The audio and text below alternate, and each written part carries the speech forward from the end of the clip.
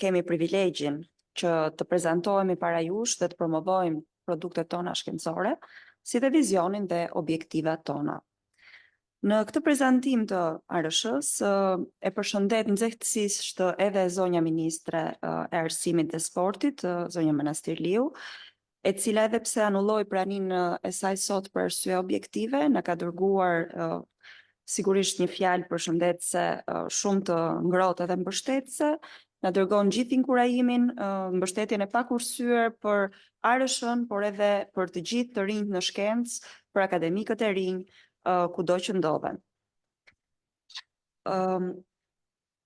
Unë quhem Belfiore Qose, jam kryetare e Akademisë të Rinjve, studiuese e letërsisë dhe punoj si pedagoge në Universitetin e Tiranës. Jam autore e librave studimor fantastike në veprën e Trebeshinës, Shtresa mistiko ezoterike tek Bulgakovi, bashkautore e studimit Glocalization of Balkan Literature, dhe në proces votimi së bashku me profesorin Christian Foss nga Universiteti Humboldt, autore e serisë Balkan World Literatures, botuar nga Sudosta Europa Mitej Lungan, dhe gjatë karrierës sime shkencore dhe mësimdhënëse në nivel akademik, kam dhënë mësim në disa universitete brenda dhe jashtë vendit.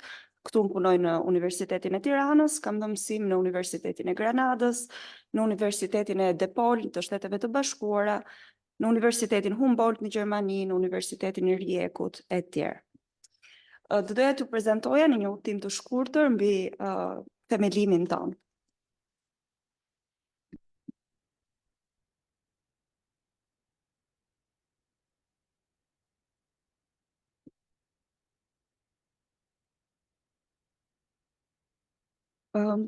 Dokumenti statutor i Akademisë së të Rinjve mbështetet në kartën themelore të Akademisë së të Rinjve të Shqipërisë, të miratuar në nëntor të 2023-shit dhe gjithashtu të miratuar nga organizma ndërkombëtar si ALEA dhe Global Young Academy.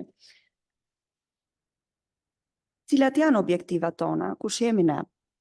Akademikët e rinj gjithnjë më shumë kuptojnë rëndësinë e ndërtimit të një komuniteti global përtej pengesave gjeografike, disiplinore dhe kombëtare.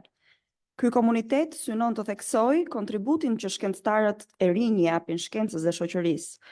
Nevoja për bashkëpunime dhe shkrirjen e pengesave na nxit që të synojmë një rrjetëzim sa më efikas dhe të gjerë të akademikëve të rinj shqiptar brenda dhe jashtë vendit.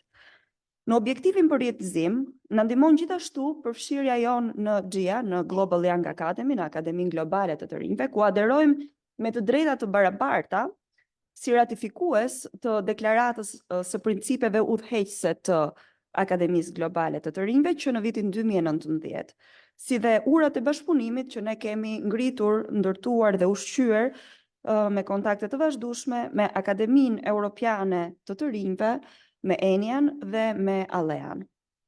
Rëndësi të veçantë ka objektivi për ta bërë ndikues produktin dhe mendimin ton shkencor, duke prekur sferat e vendimarrjes dhe të politikbërjes. Peizazhi i dijes njerëzore zotërohet nga shoqëri që njohin një dije të sistemuar, e cila duhet të rrisohet gjithmonë nga të rinjt. ARSH synon të jap zë të rinjve duke trajtuar problematikat e tyre, duke i ndihmuar që të kenë sa më shumë impakt, ku shfaqet edhe natyra e dyfisht e vet Akademisë të Rinjve, pra ku gjendet edhe kërkimi shkencor, por edhe leadershipi shkencor dhe ndërtimi i kapaciteteve. Pra që ne të ndihmojmë dhe të rinjt e tjerë, jo thjesht të jemi antar të akademisë për vete. Në kontrast me akademit senior, me akademit e të rriturve, Akademia e të rinjve ka një antarësi të kufizuar në kohë, por kjo unë besoj se është në fakt një motiv për t'i nxitur akademikët e rinj që të demonstrojnë përkushtim, pjesëmarrje në aktivitete përgjatë mandatit të tyre, pra ta përdorin sa më mirë këtë kohë të mandatuar. Ndërlidhja ndërmjet brezave të kërkuesve, duke shmangur krijimin e ndeqjeve mes akademikëve senior dhe atyre të rinj, për vimësi kontributesh dhe përmirësimin e cilësisë së kërkimit, është gjithashtu një objektiv i rëndësishëm. Krijimi një ambienti frymëzues, do thoja, motivues, udhëzues për të rinjt në shkencë, duhet të na udhëheq në objektivat tona. Përbërja aktuale e Akademisë së të rinjve nuk ka ndonjë hierarki, janë vendosur fotot Si të shohim, jemi 45.5% meshkuj dhe 54.5% femra.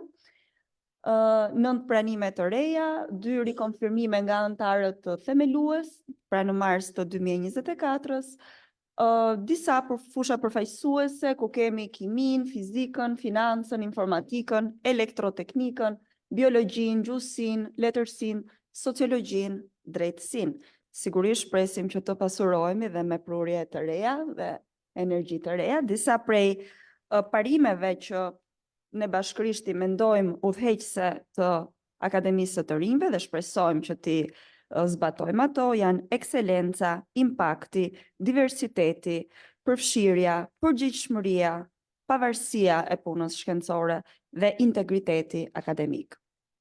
Për një ekskursion shumë të shkurtër, në lidhur me çfarë mendojmë të bëjmë, po sigurisht që këto mund të pasurohen rrugës, disa iniciativa në funksion të kërkimit shkencor në të ardhmen, janë të tilla ku mund të përfshijmë organizimin e punëve shkencore, konkurse shkencore, projekte hulumtuese ose eksperimente të ndryshme, konferenca vjetore e Akademisë të Rinjve, për të cilën neve në fakt kemi fatin që kemi dhe buletinin e Akademisë të Rinjve, workshope, seminare, open day, forume, stimulimi sesioneve me diskutime kritike, ofrimi trajnimeve dhe programeve për pedagogët e rinj, inovacioni dhe eksperimentimi i metodave të reja mësimdhënëse, ndërlidhje midis komuniteteve shkencore, përdorimi i teknologjisë dhe mjeteve mësimore.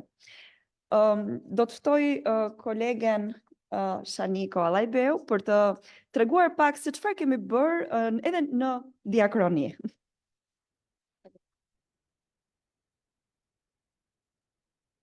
Faleminderit zonja kryetare, faleminderit të pranishëm. Unë jam Shaniko Allajbeu, pjesë e Universitetit të Tiranës, Departamentit të Kimisë në Fakultetin e Shkencave të Natyrës. Jam bërë pjesë e Akademisë të Rinjve në 2017-ën. Pra, ku ne lindëm si një organ brenda Akademisë së Shkencave me një vendim nga Akademia e Shkencave. Në atë kohë ishim në përbërjen tonë ishim 16 antarë, ashtu si e Preku dhe Belfiore, me një respektim për barazim gjinore, ku si të shihet edhe një kalushmëri e përqindjes mbi 50%, me 56% gra dhe pjesa tjetër e përbërë nga meshkuj. Me të bërë pjesë e Akademisë të Rinjve, ne u angazhuam gjithashtu për të bërë pjesë e organizatave ndërkombëtare, siç ishte Global Young Academy. Pra brenda aktiviti u bën pjesë e Global Young Academy dhe dham kontributin ton ku në 2018 me një përfaqësues të Akademisë të Rinjve morëm pjesë në rrjetëzimin e akademive europiane të rinjve që u zhvillua në Holland.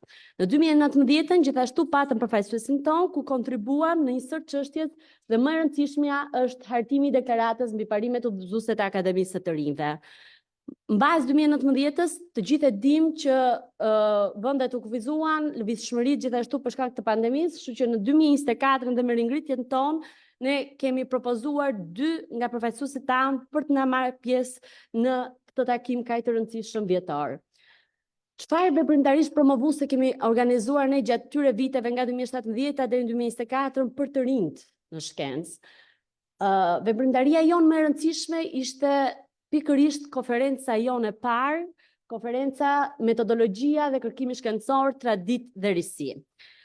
Kjo konferencë u mbajt në dhjetor po të atij viti, pra gjërat u bën me shumë shpejtësi dhe më pas do ndalesh pak, pra te kjo foto jo më kot e kam vendosur për të treguar që ne nuk ishim në këtë konferencë vetëm ne, që ishim pjesë e kësaj organizate, por merrni pjesë një sër të rinj nga institut. Okej, patjetër.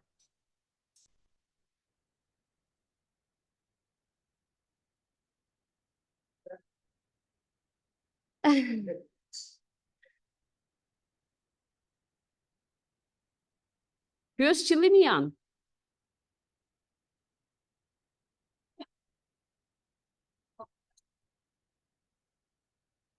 Okej.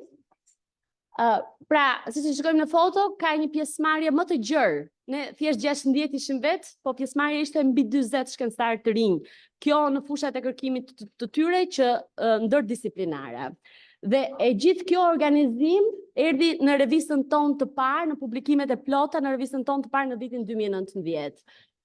Në 2022, bashkë me disa organizat të tjera, ne dhe me Akademinë e Shkencave organizuam gratë në shkencë pikërisht në ditën e tyre. Në 2022, po në maj, ishte dhe një gjë tjetër kulminante e jona, ku kemi organizuar festivalin e shkenca nga të rinj tek fëmijët, ku morën pjesë pothuajse të gjitha gjimnazet e Tiranës dhe jo vetëm. Për të ndalur pak shkurtimisht tek vetja, kush jam unë? E formuar dhe kualifikuar në fushën e mjedisit dhe më konkretisht monitorimit të ajrit me një eksperiencë prej 9 vitesh. Me gradën doktor shkencash në 2017 dhe profesor i asociuar në 2024.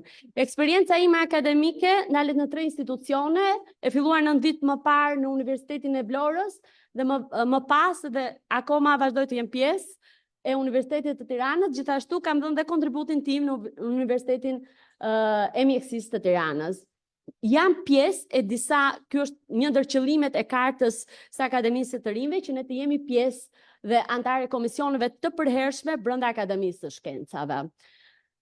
Kontributet në projektet e mia ndërkombëtare janë pjesë normal, prandaj edhe janë pjesë e Akademisë të Rinjve, se pa qenë pjesë e disa projekteve dhe disa kualifikimeve nuk mund të isha pjesë e kësaj organizme, janë pjesë e ICP Vegetation nga 2015 dhe e gjitha kjo ka ardhur në një produkt shkencor ku ne çdo vit raportojmë për Shqipërinë raporte vjetore e cilat raportohet nga ICP Vegetation dhe më pas një sër artikuj shkencor dhe prezantime në konferenca kombëtare dhe ndërkombëtare të artikuj të indeksuar nga indekset të Bashkimit Evropian Scopus dhe Journal Citation Report. Kontributi në aplikime në projekte ndërkombëtare. Për një afat shkurt të 2024-2026, ose afat mes mund ta them, kam aplikuar në 2 projekte në programin UT Kërkim Ekselencë dhe Inovacion, pra jo vetëm ndërkombëtare, po dhe kombëtare, dhe në projektet infrastrukturës së kërkimit shkencor. Kjo, infrastrukturën e dim gjithë është e vështirë të bësh pjesë e këtyre projekteve. Kjo doja të falenderoja shumë edhe grup lëndën ku unë jam pjesë dhe profesoreshat që na inkurajuan dhe na bën pjesë të këtij projekti kaq të rëndësishëm. Jemi shpresë plot që do jemi fitues në këtë projektin ton, për shkak sepse ne i kemi pasur mjaft mirë dhe jemi ndaluar mjaft mirë tek strategjitë kombëtare të arsimit të lartë dhe pikërisht prioritetet që ka Ministria e Arsimit për sa i përket këtij arsimi në rritjen e cilësisë, përmirësimin e mësimdhënie dhe ndërlidhje me tregun e punës. Çfarë presim ne të arrijmë nga ky projekt që kemi aplikuar? Presim që të thellojmë fushën tonë të kërkimit, presim të lidhim ura bashkëpunimi me industrinë dhe biznesin dhe më e rëndësishmja, që është edhe motivi jonë në Akademinë e të Rinjve, presim që ne të motivojmë dhe të përfshijmë të rinjt në shkencë. Ju falenderoj shumë dhe po ja lë radhën kryetares.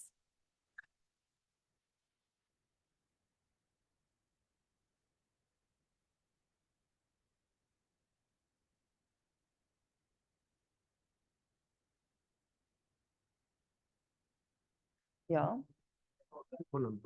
Po. Duke qenë se një pjesë e juaja erdhët pak me vonesë, gjithsesi unë ju falenderoj që jeni të pranishëm dhe gëzohem shumë që një pjesë e madhe janë të rinj, shumë më të rinj edhe se sa ne. Dhe ky është misioni në fund të fundit, por dëshiroja t'ju rifusja pak në kontekst për të ditur se çfarë po ndodh. Atëherë jemi në një prezantim të Akademisë së të Rinjve. Kolegja Shaniko Allajbeu bëri një prezantim të veprimtarisë së Akademisë së të Rinjve deri më tani, të aktiviteteve tona kryesore, të përbërjes që kemi patur si kohortë e parë dhe më tej, jemi ndalur tek disa principe udhëheqëse, objektivat e Akademisë së të Rinjve, ku kryesisht qëllimi më i rëndësishëm që ne mendojmë është rrjetëzimi i të rinjve, krijimi i lidhjes midis brezave të akademikëve në Shqipëri, duke mos e lënë kërkimin shkencor në hendeqe të mëdha. Dhe për këtë gjë sigurisht ne falenderojmë Akademinë e Shkencave që në ideimin e Akademisë së të Rinjve e ka patur këtë mision. Do të ftoja kolegun Redion Luli për prezantimin e veprimtarisë së tij shkencore dhe të produkteve shkencore. Ai ka libra, na ka sjellë dhe librat e tij për t'i prezantuar, se jemi në kuadër të panairit.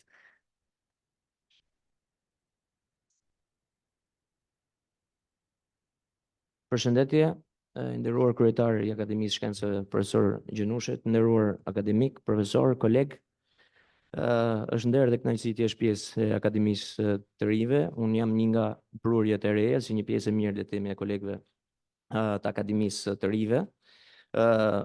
Ulëmtimi im shkencor e ka piknisin në një vend të largët, në kuadër të një bashkëpunimi, le të themi, që Ministria jone e Arsimit ka patur të vijon ta ketë me një vend, le të themi, si Federata Ruse, ku vijojnë të kryejnë studime një student tanë në degë të ndryshme. Në vitin 2005 më kam nisur studimet e mia në Universitetin e Mjësisë Popujve, ku jam specializuar në fushën e drejtës ndërkombëtare publike. I kam ndjekur studimet për një periudhë gjatë 10 vjeçare, pra në Universitetin e Mjësisë Popujve atje. Kam krijuar dhe shoqatën e studentëve shqiptar, e cila vijon të jetë aktive dhe të ruajë një lidhje konstante, le të themi, qoftë me Ministrinë tonë të Arsimit, por edhe me ambasadën tonë atje, që u vjen në ndihmë, le të themi, një situatë të tillë të vështirë, siç e dim, që ka filluar në vitin 2022 në Moskë, për efekt, le të themi, të agresionit rus kundrejt Ukrainës. Gjatë kësaj periudhe 10 vjeçare atje kam patur mundësinë të thelloj studimet e mia në një fushë disi specifike, që ndoshta nuk është shumë e lëvruar këtu në Republikën e Shqipërisë, po shpresoj, le të themi, qoftë me angazhimin e kolegëve tanë në kuadër të Akademisë të Rive, po jo vetëm, por edhe me mbështetjen, le të themi, e kryesisë, pra të akademikëve tanë të nderuar të Akademisë Shkencave, duke qenë strukturë e kësaj akademie, të ndihmojmë ndoshta edhe për hapjen e degëve të tilla, siç është për shembull e drejta ndërkombëtare ajrore. Pra është një lëndë që këtu nuk jepet në auditorët e universiteteve tona. Megjithatë, në vitin 2015 unë pata mundësinë, le të themi, të bëj mbrojtjen e tezës time të doktoratës në një fushë specifike se e drejta ndërkombëtare ajrore, duke u fokusuar më shumë problematikat e aviation security ose të sigurisë ajrore, le të themi, dhe pas një pune të gjatë dhe me përgjegjësi arrita që në vitin 2021 të publikoj monografinë time të parë, le të themi, me titull Bashkëpunimi. Okay. I presim sa të ulet. Dijojmë? Okay. Ja, sa të ulet.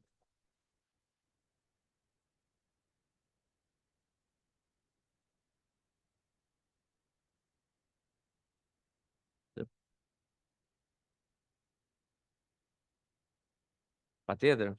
Ne madje jemi të lumtur që po na ka kaq shumë. Ju lutem.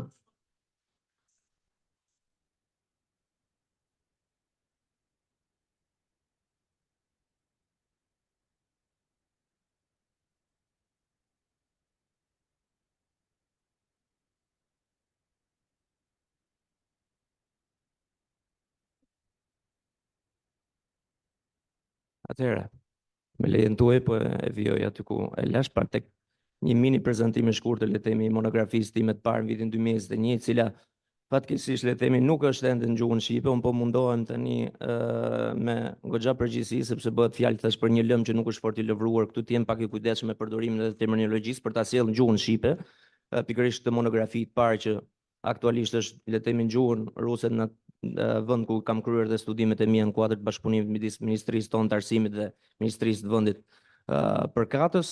Bëhet fjalë për, le të themi, një monografi për 188 faqesh, ku shqyrtohen kryesisht problematika që kanë të bëjnë me një nend specifik të një marrëveshje që rregullon të gjithë veprimtarinë e aviacionit civil, le të themi, një mjet transporti që përdorim të gjithë ne, që cilësohet si më i sigurti, por që për fat keq bëhet dhe objekt i ndërhyrjes nga jashtë, le të themi, veprimtarinë e tij, ose në rastin më konkret, le të themi, kjo monografi, në këtë monografi mundohem të trajtoj një problematikë që lidhet me keq përdorimin e aviacionit civil, ose misuse of civil aviation, le të themi, siç e ka dhe emërtimin një prej neneve të Konventës Chicagos të vitit 1944, e cila mbetet ende në fuqi dhe është dokumenti bazë për rregullimin e të gjithë, le të themi, vepremtarisë aviacionit civil. Unë fokusohem më shumë tek renditja ose shqyrtimi i gjithë atyre veprave që cilësohen si vepra të ndërhyrës në veprimtarinë e aviacionit civil ose të keq përdorimit ose të përdorimit jashtëligjshëm të aviacionit civil, duke u ndaluar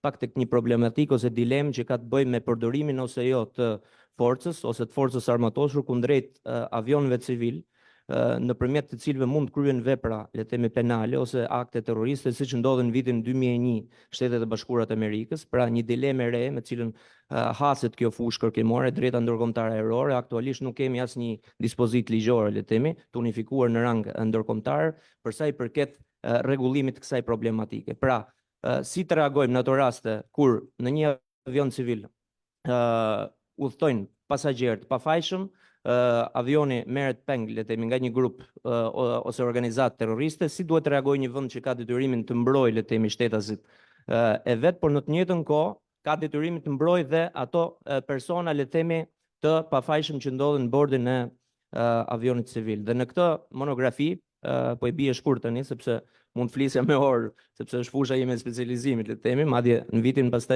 2018 përpara se të nxjerrë monografinë, pata mundësinë që të bëhesha pjesë edhe e një punimi tjetër. Ai që shikoni ju sërish është në gjuhën ruse, le të themi. Kam marrë pjesë, le të themi, në një publikim ose në kuadër të një kolektivi autorësh, drejt ndërkombëtare ajrore, është libri i parë në Moskë për sa i përket trajtimit problematikave të drejtës ndërkombëtare ajrore. Edhe është, le të themi, kënaqësi që të kemi një nga nëndarjet e kapitujve të atij libri që është publikuar në vitin 2018 dhe në vitin 2024 është, le të themi, rinxjerr në treg. Është libër që përdoret kryesisht, le të themi, thash jo në vendin tonë, po në atë vend ku kam kryer studimet për sa i përket studimeve në master, pra master shkencor atje dhe për studentët e doktoratës, le të themi. Pra, fusha ime kërkimore është fokusuar kryesisht në këtë fushë, në këtë lëndë drejt ndërkombëtare ajrore, por aktualisht unë me hulumtimin shkencor merrem kryesisht në kuadër të Departamentit të Drejtës pranë Universitetit Mesdhetar Shqipërisë, ku kam patur fatin të bashkëpunoj dhe të jem asistent i afërt i profesor Ksenofon Krysafit, që mund ta cilësoj me gojen plot, mund të jetë enciklopedi ecse e drejtës ndërkombëtare, ose ndoshta ndër ekspertët më të mirë që kemi të drejtës ndërkombëtare publike, me të cilin aktualisht po bashkëpunojmë për të nxjerrë, le të themi, një monografi, po më shumë do të jetë një tekst, një libër metodik që do të përdoret kryesisht nga studentët e programit integruar në drejtësi, për sa i përket një tematike që i referohet zgjidhjes paqësore të konflikteve ndërkombëtare ose negociatat arbitrazh dhe gjykatat ndërkombëtare. Pra, titulli i monografisë, mbi të cilën po punojmë së bashku me profesor Ksenofon Krysafin. Aktualisht jam antar i shoqatës së juristëve të rajonit të detit Kaspik dhe të detit të Zi, ku përfaqësoj Shqipërinë, le të themi, i vetmi aktualisht antar i kësaj shoqate, e cila mblidhet çdo vit kryesisht në Sofia ose në Baku në Azerbajxhan, dhe e cila ka dhe buletinin e tij, ku unë mundohem gjithmonë duke u fokusuar tek problematika të ndryshme që lidhen me drejtën ndërkombëtare, le të themi, të pasuroj, le të themi, kërkimin tim shkencor. Nuk do doja të zgjatesha më shumë për t'i lënë kohë edhe kolegëve të tjerë të bëjnë prezantimin e tyre, dhe uroj që akademia jonë të kontribuojë sadopak edhe në tërheqjen e vëmendjes, le të themi, kundrejt edhe studiuesve të tjerë të ri që aktualisht nuk janë ndoshta pjesë zyrtarisht të kësaj akademie, por që ne i kemi dyert e hapur dhe i presim për bashkëpunim. Faleminderit.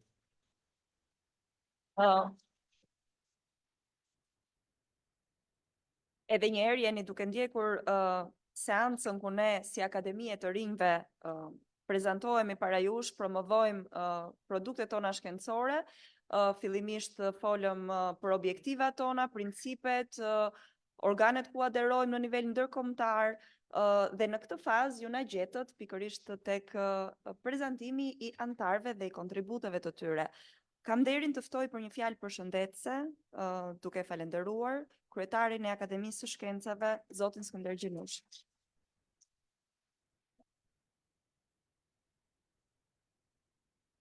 Mirëdita të gjithëve. Tani është kënaqësi të flasësh para një auditori të tillë, ku prezantohet në kuadrin e panairit që organizojnë dy akademitë e shkencave, Akademia të Rinjve me pjesëmarrjen e më të rinjve akoma, pra përfaqësuesve të shkollave të Tiranës. Patjetër vetë arsye e krijimit të Akademisë të Rinjve është që shkenca, dija, të shkoj sa më afër brezave të rinj. Dihet që nuk mund të ketë profesor të suksesshëm nëse s'ka lënë pasardhës. Pra edhe një nga provat më të mira për të parë nëse se sa i suksesshëm është një mësues dhe profesor është pikërisht se sa ka lënë pas vetes vazhdues të teorisë të punimeve të tij me radhë. Qëllimi i krijimit të Akademisë të Rinjve është pra për të afruar shkencën pranë të rinjve, dhe kjo përkon me një periudhë tepër të rëndësishme për zhvillimin e shkencës dhe arsimit në Shqipëri. Pra, ne kemi kohë, veçanërisht të rinia që thotë të duam Shqipërinë si Evropa, të arrijmë standardet evropiane, dhe përfundimisht nëse deri dje këto 30 vjet tranzicioni, kjo ka qenë më shumë një dëshirë, tani është kthyer në një detyrim. Pra është një detyrim dhe një mundësi për t'i arritur vërtet këto standarde, sepse jemi në prag të antarësimit Shqipërisë përfundimisht si antare Bashkimit Evropian me drejta të plota, pra jemi në periudhën e negocimit, ku një nga pikat është dhe shkenca arsimit, një nga kapitujt kryesor, pra se si Shqipëria të arrijë standardet e duhura evropiane në këtë aspekt. Dhe këtu patjetër që duhet ky bashkëpunim, sepse për të arritur këto standarde duhet përgatisësh brezat e rinj, duhet përgatisësh kërkuesit e rinj, duhet që arsimi i lartë në Shqipëri patjetër të jetë tashmë i njësuar me arsimin e lartë të vende të tjera, dhe këtë mesazh ne duhet ta japim fort te këtë rinj, sepse nuk mund të arrihen këto parametra, nuk mund të arrihen këto standarde nëse ne nuk shfrytëzojmë potencialin e të rinjve tanë, madje nuk dhe ndalojmë atë që quhet eksodi i trurit. Pra, dhe nëse thuhet që shumë të rinj largohen pikërisht për pas sigurinë, ne këtë siguri duhet t'ia japim në shkencë dhe në arsim.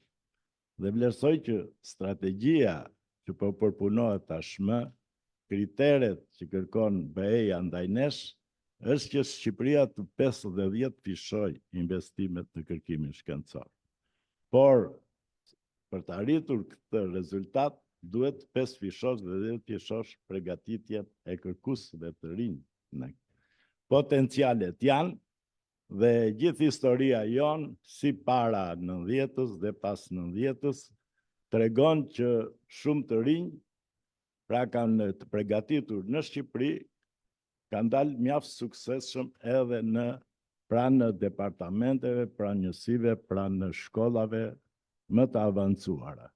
Një shembull dhe model, tashmë i ri i njohur nga gjithë ju, është dhe shembulli Mira Murat, dhe të cilën ne kemi pas kënaqësinë ta pranojmë si antare të jashtme të akademisë disa ditë më parë, e cila është shkolluar në Shqipëri dhe ka shkëlqyer dhe në Perëndim, dhe shumë të tjerë, të na i kanë treguar vetë antarët e Akademisë të Rinjve, si ata që e mbyllën ciklin e tyre, dhe antarët e mirëseardhur që janë zgjedhur tani, janë antarët e njësive tona, pra në Akademisë janë krijuar për shembull Instituti Kombëtar i Fizikës, Matematikës, dhe shumica e tyre janë shqiptarë të suksesshëm jashtë, po që shkollën e kanë bërë në Shqipëri.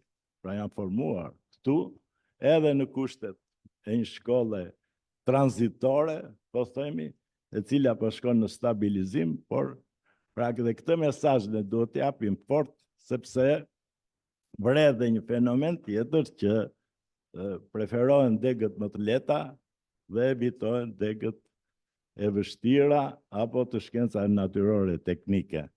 Do thosha me një frazë, kush i ka aftësitë për t'i përballuar ato deg, duhet ditur që po bëre një deg të lehtë, do kesh një jetë më të vështirë. Po bëre një deg të vështirë, do kesh një jetë më të lehtë.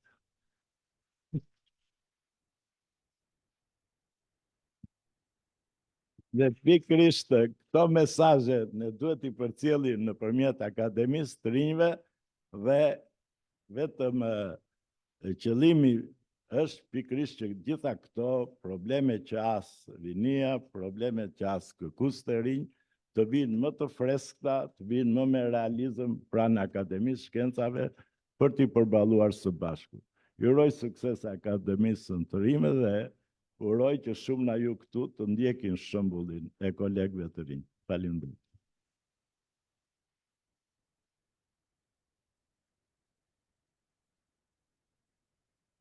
Falenderoj në emër të Akademisë të Rinjve kryetarin e Akademisë së Shkencave, profesor Skënder Gjinushin.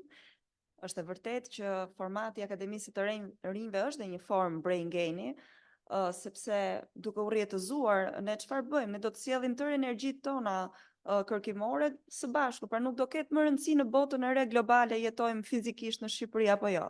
E gjithashtu falenderoj profesorin për risjellje në vëmendje të thyrjes së këtij paragjykimit që ne kemi për ata që studiojnë në Shqipëri. Nuk është e vërtetë që gjithmonë kur studion jashtë është më i mirë. Është një paragjykim. Ne kemi universitete shumë të mira, sidomos në fushat albanologjike, ku themi kjo është qendra jon. Pikërisht për këtë arsye do të ftoj madje një gjuhëtar të ri, kolegun Resul Telhaj, të paraqes punën e tij kërkimore. Faleminderit. Përshëndetje të gjithëve.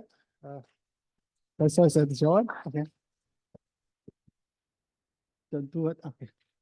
Unë jam Resul Telhaj, punoj në Universitetin e Elbasanit që nga viti 2010, tek Fakulteti i Shkencave Humane, Departamenti i Gjusisë. Studimet universitare i kam bërë këtu në Shqipëri, në Universitetin e Elbasanit. Mandej masterin në gjusi të sotme e kam bërë në Universitetin e Tiranës dhe doktoratën e kam bërë po në Universitetin e Elbasanit nga viti 2012 deri në vitin 2017. Fusha e studimeve është gramatika e gjuhës shqipe, sintaksa. Punësimi prej vitit 2010, siç u thash, jam në Universitetin e Elbasanit Aleksandër Zhuvani në departamentin e gjuhësisë. Gjatë kësaj kohe kam realizuar 3 projekte të rëndësishme që mund t'i paraqes tek ju si pjesë të punës sime kërkimore.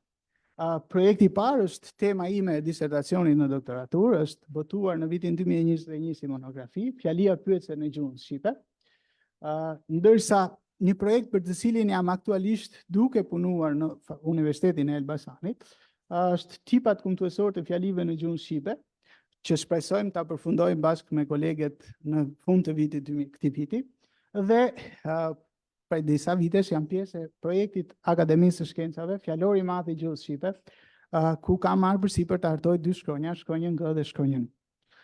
Shkurtimisht, çfarë është puna ime kërkimore në këtë libër, fjalia pyetje në gjuhën shqipe.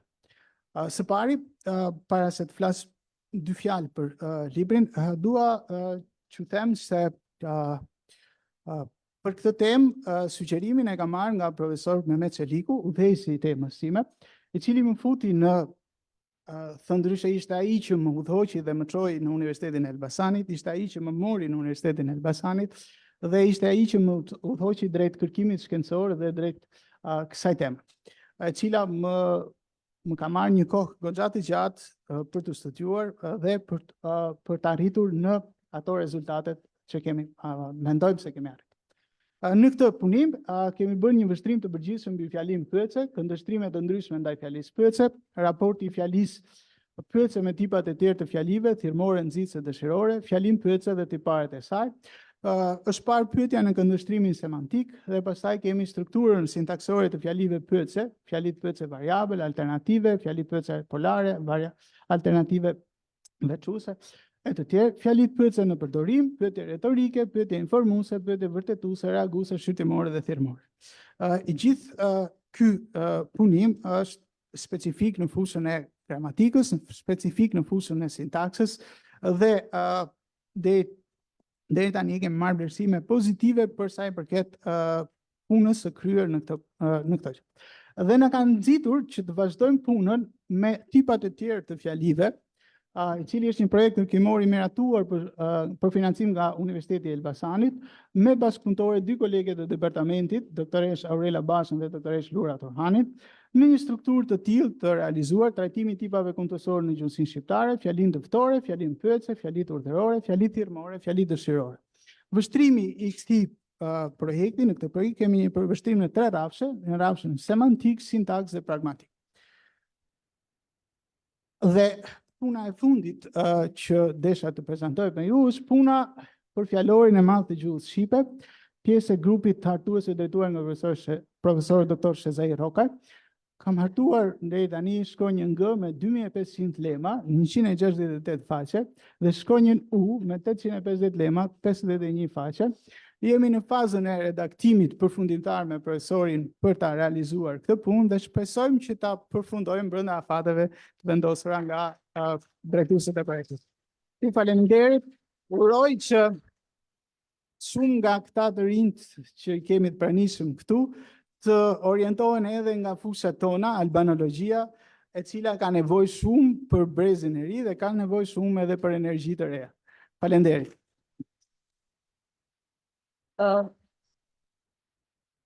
Duke falenderuar Resulin, ftoj kolegen Ledja Vasjari për të prezantuar veprimtarinë e saj shkencore ndër vite.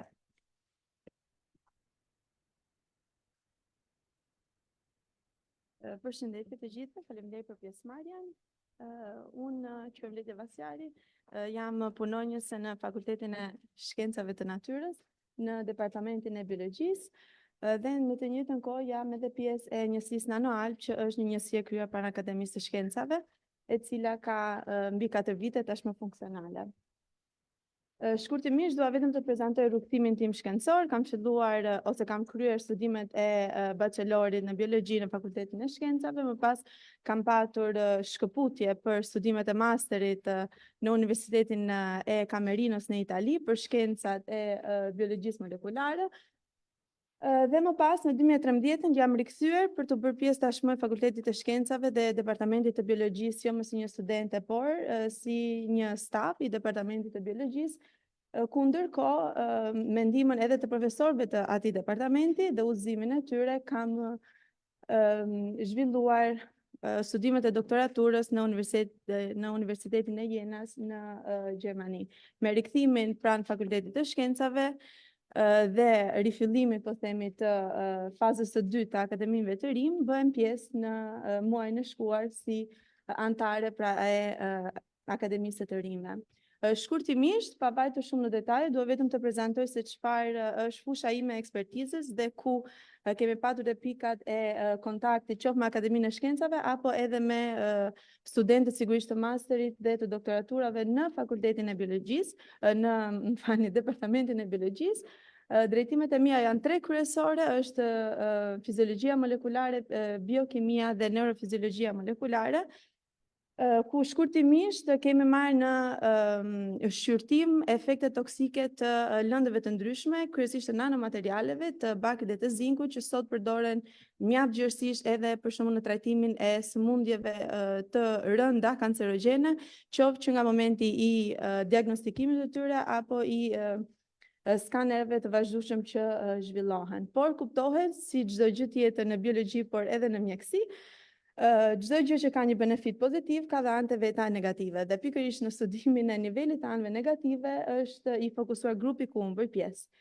Shkurtimisht dua vetëm të ndalem pak mbi ose në projektin Nanobiotox, i cili është i financuar nga Akademia e Shkencave si pjesë e njësisë Nanoalb, ku kemi zhvilluar për shembull efektet toksike të nanopjesëve të zinkut në nivelin e ADN-s, duke treguar që pra duke theksuar edhe një herë më shumë efektet negative që mund të kenë dhe kujdesin për ta shtuar vëmendjen te kujdesin në përdorimin e tyre. Është një projekt i cili tashmë është një projekt 2 vjeçar ku unë kam qenë koordinatore dhe tashmë është në përfundim, pra në fazën e fundit. Megjithatë, kemi arritur të publikojmë në revista të huaja dhe prestigjioze rezultatet e marra prej tyre, ku kanë marrë pjesë studentë të masterit që janë pranë drejtimeve të masterit në Departamentin e Biologjisë, dhe ndërkohë vazhdon rrugtimin me studentë të tjerë qoftë të masterit apo të doktoraturës. Jo, okay. Faleminderit.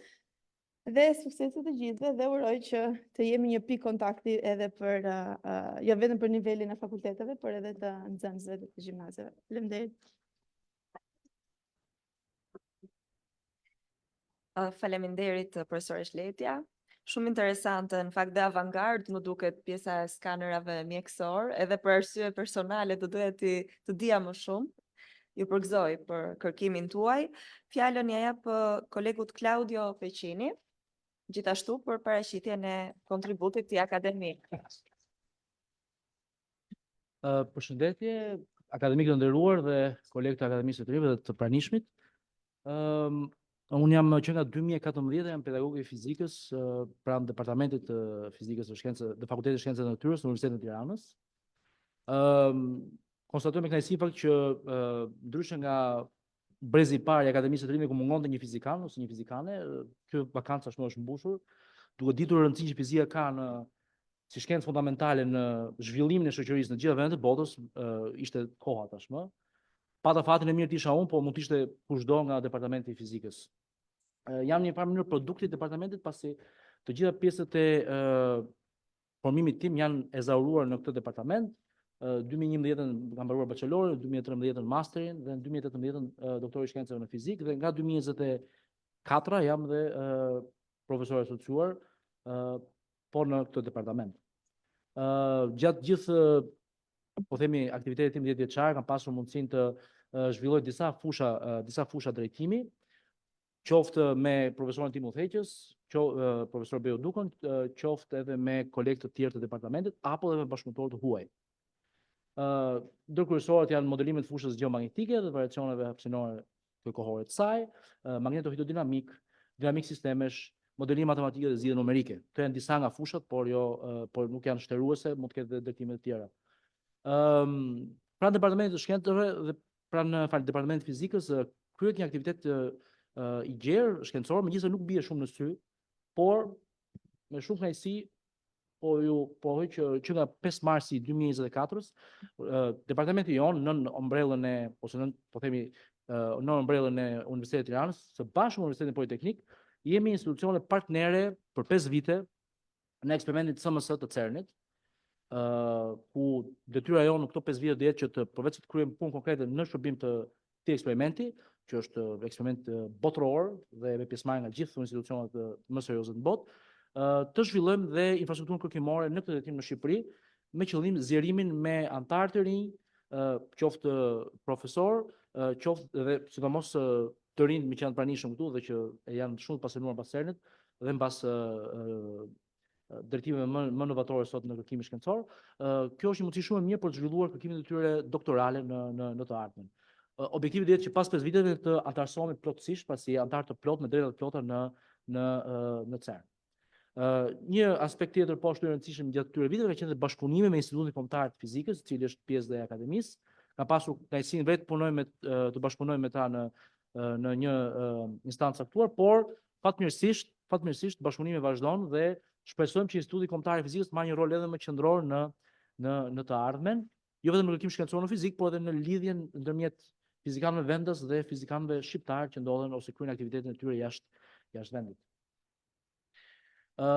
Disa nga projekte kërkimore që kanë pasur mundësi të marrë pjesë, 2 prej tyre janë projekti bilateral në vitin 2015-2017 me Institutin Qendror të Gjeodinamikës dhe Meteorologjisë në Vjenë, projekt konkretisht mendoj i suksesshëm për kohën, dhe në 2022-2023 me Departamentin e Energjive të Rinovueshme në Universitetin Politeknik. Kemi edhe 2 projekte tjera të cilat shpresojmë njëri prej tyre të na realizohet, është projekt në kuadrin e CERN-it me ndërtimin e një qendre llogaritëse të avancuar, ndërtimin e një, po themi, superkompjuteri, për ta thënë në fjalë më të thjeshta, i cili jo vetëm do na ndihmojë në kërkimin tonë shkencor në kuadrin e CERN-it, por edhe me projekte të tjera brenda vendit dhe me rëndësi kombëtare gjithashtu. Po. Gjatë kësaj periudhe ka pasur mundësinë të kryej disa vizita kërkimore pranë institucioneve partnere, veçoj atë 2021 në Akademinë Bullgare të Shkencave, në 2017 në Vjenë, në 2018 në Itali, në qendrën ndërkombëtare të astrofizikës relativiste. në 2018. Pra, këtu janë disa prej artikulleve shkencor më të fundit që kam botuar, por nëse donit më shumë keni në faqen përkatëse në profilin tim në faqen e Fakultetit të Shkencave të Natyrës. Dhe shpresoj që në të ardhmen të griqet interesi juaj, sidomos i të rinjve për fizikën si shkencë fundamentale në përgjithësi. Faleminderit. Faleminderit Claudio Pescini, profesor. Gjithsesi, ne të humaniteteve në fakt kur ju dëgjojmë juve të shkencave të natyrës, na duket se kjo është shkenca e vërtet, por realisht të gjithë kanë natyrën e vet kërkimore, metodologjitë e veta, dhe në fakt në përvojën e të qenit për disa vjet tashmë pjesë e Akademisë së të rinjve, multidisiplinariteti ka qenë një nga pjesët më interesante. Personalisht kam pasur shumë skepticizëm se si do merreshim vesh brenda kësaj trupe akademike ku të gjithë ishim nga profile të ndryshme, por na ka befasuar të gjithëve, po flisim dhe me kolegen Shaniko, që në fakt nuk ka qenë asnjëherë problem. Nuk e kemi ndjerë asnjëherë, përkundrazi, ka qenë një gjë shumë e mirë që na ka stimuluar dhe na ka bërë që të kemi bashkëpunim edhe më dobiprurës. Duke ju falenderuar të gjithëve që ishit të pranishëm, ne nuk patëm mundësi të prezantojmë të gjithë antarët e Akademisë të Rinjve, por në nënfaqen e Akademisë së Shkencave kemi një profil tonin të Akademisë të Rinjve ku gjenden CV-t e të gjithë antarëve. Kam nderin të jap fjalën profesorit të nderuar Vaso Tole për një përshëndetje. Jo, thjesht një informim, ju falenderoj për këtë prezantim kaq interesant dhe dëshiroj që këtë audiencë të nderuar, kur në mënyrë të veçantë dëshiroj të theksoj falënderimin për Qendrën Arsimore të Tiranës dhe për drejtoritë e shkollave që na kanë ndjekur në rregull, të vazhdojmë pra pas me 5 minutë pushim me prezantimin e radhës, shumë interesant, botimet e Institutit të Trashëgimisë Kulturore të Shqiptarëve të Maqedonisë. Kemi drejtorin këtu Skënder Hasanin, të cilin e përshëndes. Kështu që le të bëjmë një pushim të shkurtër dhe për të vazhduar me prezantimin e radhës. Faleminderit. Faleminderit të gjithëve.